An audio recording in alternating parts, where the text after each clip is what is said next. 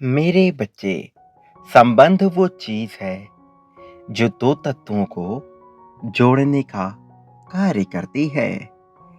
वो चाहे दो व्यक्ति हों, दो पदार्थ हों, उनके बीच एक प्रकार का संबंध ही है जो उन्हें आपस में जोड़ के रखता है। जैसे तुम्हारा और ईश्वर का एक संबंध जिसे तुमने स्वीकारा है, इसलिए तुम उनसे अपना जुड़ाव महसूस करते हो। विचार करो, यदि किसी तत्व का आपस में संबंध ही ना हो तो क्या यह सृष्टि संभव है? अणु और परमाणु आपस में संबंध रखते हैं, तभी तो वो ठोस, तरल और गैस के रूप में दृश्यमान होते हैं। ईश्वर कहते हैं, मेरे प्रिय, तुम्हारा ऑरा इस तरह से विस्तार कर रहा है कि तुम्हारा संबंध दिव्य फरिश्तों से स्थापित हो रहा है। दिव्य देवदूत तुम्हारी हर एक बात को बहुत ध्यान से सुन रहे हैं और उस पर प्रतिक्रिया कर रहे हैं। तुम इसे अपने जीवन में अनुभव भी करते रहे हो। बीते कुछ समय में तुम्हारे जीवन में कुछ विचित्र घटनाएं घटनी शुरू हो गई हैं। जो बात तुम्हारे अंतर्मन में चल रही थी, वो थोड़े समय बाद तुम्हें दृश्य के रूप में दिखाई देती है। जैसे जैसे तुम्हारी सच्ची आध्यात्मिक जिज्ञासा जाग रही है, वैसे वैसे तुम्हें अपने सभी उत्तर मिलने लगते हैं। तुम्हारी व्याकुलता एक ठहरे हुए जल के तरंग के रूप में आकार लेने लगी है। मेरे प्रिय, तुम्हें जो मार्गदर्शन अपने अंतर्मन से मिल रहे हैं, उन पर विश्वास रखो, क्योंकि वह फरिश्तों द्वारा तुम्हारे हृदय में भेजे जा रहे हैं। वो तुम्हें अपना प्रेम भाव प्रदर्शित करना चाहते हैं, इसलिए वह तुम्हें हर प्रकार की मुसीबत में आश्वासन देते हैं कि तुम सही राह पर हो। संदेह मत करो। यदि दूर से मार्ग ढका हुआ या मुश्किलों से भरा हुआ दिखाई पड़ रहा है, तो इसका यह अर्थ नहीं कि वहीं पर वह मार्ग समाप्त हो जाता है। जब तक तुम उस मोड़ तक नहीं पहुंच जाते, ये कैसे जान पाओगे कि वहीं से सुनहरा मार्ग प्रारंभ हो रहा है। वास्तव में जहां सृष्टि के लोग खड़े हैं, वहां से दो विभिन्न मार्ग दिखाई पड़ते हैं। एक साफ सुथरा जो आगे तक फैला हुआ दिखाई पड़ता है, जिस पर निरंतर लोग चल रहे होते हैं। उस मार्ग पर सभी सुविधाएं उपलब्ध होती हैं और ऐसा लगने लगता है कि इस पर चलकर अंतिम लक्ष्य तक पहुंचा जा सकता है। वहीं दूसरी तरफ एक संकुचित मार्ग जो कटीली नुकीली झाड़ियों से भरा हुआ दिखाई पड़ता है। ऐसा लगता है कि कुछ दूर चलने पर वह मार्ग झाड़ियों में ही कहीं विलुप्त हो जाएगा। कोई भी उस मार्ग पर चलने को राजी नहीं होता। सब दूर से देखकर ही उसे आगे से बंद मान बैठते हैं और उस पहले मार्ग का ही अनुसरण करते हैं। मेरे प्रिय, आज मैं तुम्हें उसकी सच्चाई बताता हूं। जो मार्ग सामने से सरल, सुगम और स्वच्छ दिखाई दे रहा था, वह आगे जाकर दो भागों में विभाजित हो जाता है। एक खाई की तरफ और दूसरा गहरे समुद्र की तरफ। अर्थात दोनों पर चलकर व्यक्ति को काल की गोद में ही सोना होता है।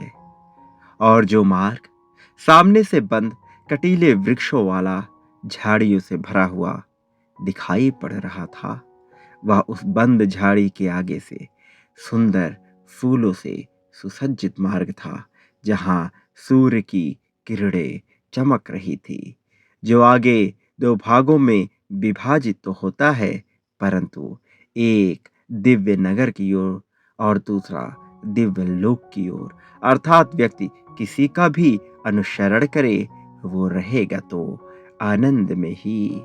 मेरे प्रिय, तुम दूसरे मार्ग की ओर देख रहे हो, लेकिन तुम अपने मन में संदेह कर रहे हो कि सभी तुम्हारे विपरीत अन्य मार्ग पर जा रहे हैं, तो मैं अलग कैसे चल सकता हूँ।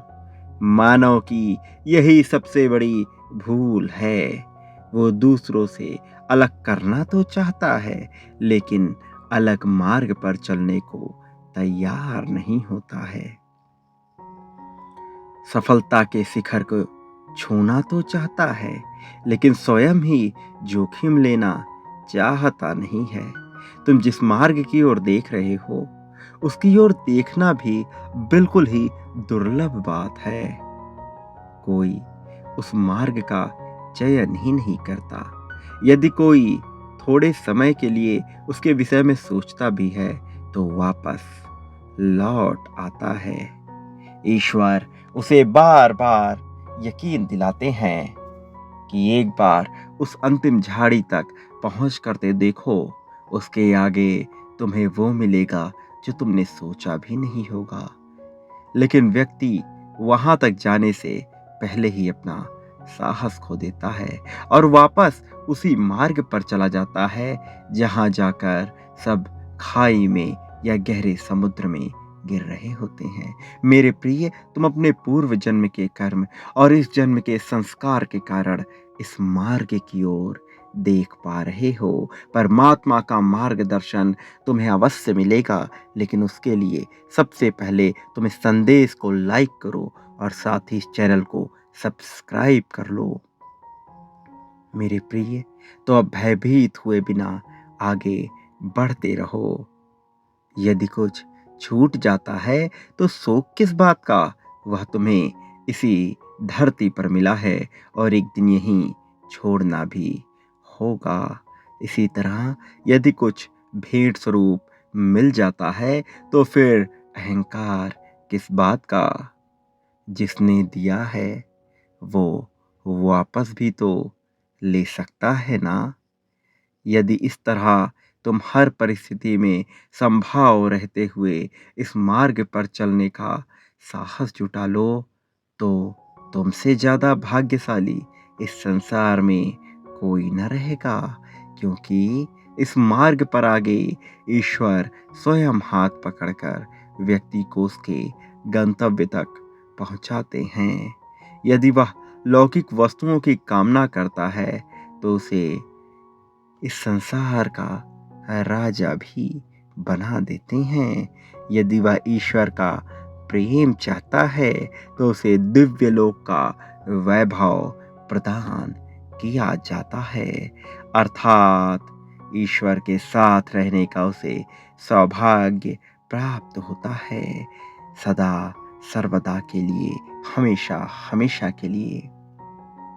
तुम अपने उसी संबंध को, जो तुम्हें परमात्मा से जोड़ रहा है, महसूस करते जाओ। जैसे तुम्हारा संबंध भगवान से है, वैसे ही ईश्वर का संबंध तुमसे भी है।